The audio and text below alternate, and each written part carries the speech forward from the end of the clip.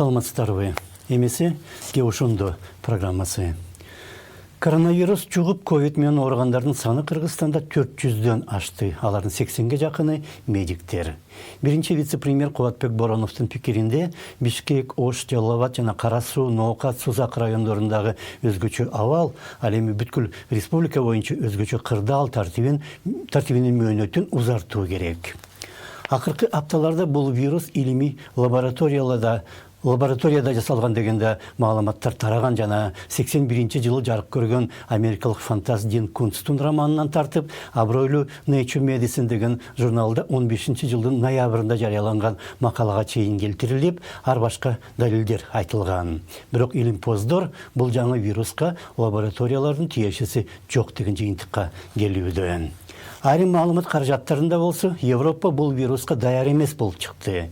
Евро биримдикке кирген мамлекеттер ортосундагы чегаралар кайрадан жабылды. Вирус өтө тараган Италия менен Испанияга да Брюссель тийиштүү жардам көрсөтө алган жок. Биримдик эми тарапта кетиши мүмкүн деп айтыла баштады. Евро биримдик мүчүлүштүктөрдү моюнга алат, бирок андай каралоо пропагандасына да каршы. Биз көргөндөй азыр Евро биримдикке каршы пропаганда күчөп баратат. Бирок биз ага каршы ошондой эле ыкманы эч качан колдонбойбуз. Ыплас маалымат тараткандарга каршы ыплас ыкманын кереги жок. Биз так жана олуттуу маалымат таратуу аркылуу күрөшөбүз. Сан менен фактыларды айтып, аны териштирүү мүмкүн болот. Белгилүү европалык ишканалар менен компаниялар да мамлекетке жардам бере баштады. Christian Dior, Louis Vuitton, Moet Chandon, Hennessy, Givenchy сыяктуу компаниялар биригип кирген Louis Vuitton, Moet Hennessy концерни Christian Dior атыры даярдалган өзүнүн 3 заводунда антисептик гель чыгара баштады. Жумасына 12 тонна гель өндүрүлөт жана анын баары ооруканаларга бекер таратылат.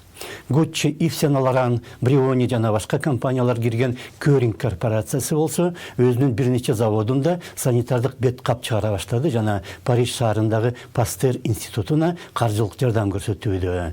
Институттун окумуштуулары вакцина үстүндө иштеп жатат.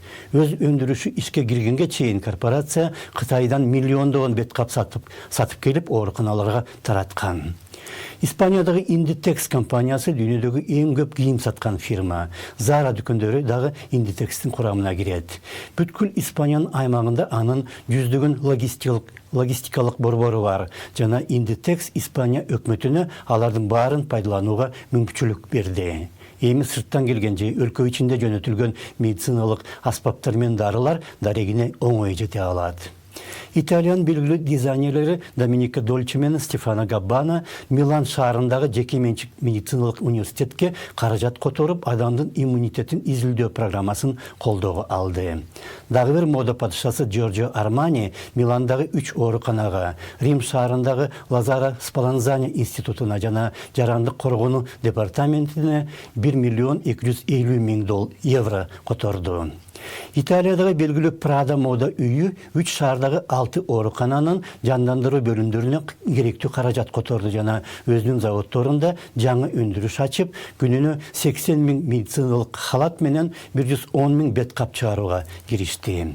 Кыргызстанда болсо өткөн аптада Топчубек Тургуналиев бай депутаттарга, бийликтегилерге жана 3 мурдагы президентке кайрылып, байлыгыңар менен бөлүшкүлө десе, айрымдар аны сынга алууда. Кайрымдуулук Кыргызстанда деле бар. Кээ бир ишкерлер өкмөткө жана медиктерге жардам көрсөтүүдө, бирок кайсы бир атактуу адам же белгилүү ишкана мисал көрсөтүп, башкалар аны үлгү кылып ала тургандай орчундуу окуялар жокко эсе. Карапайым волонтерлор картаңдарга жардам чогултуп таратууда, бирок мамлекет дагы, жалпы кыргыз коому да негизинен эл аралык донор уюмдардан жардам күтүп отурат. Бирок мактанып көкүрөк какканга машпыз. Кеп ошондо саламатта калыңыздар.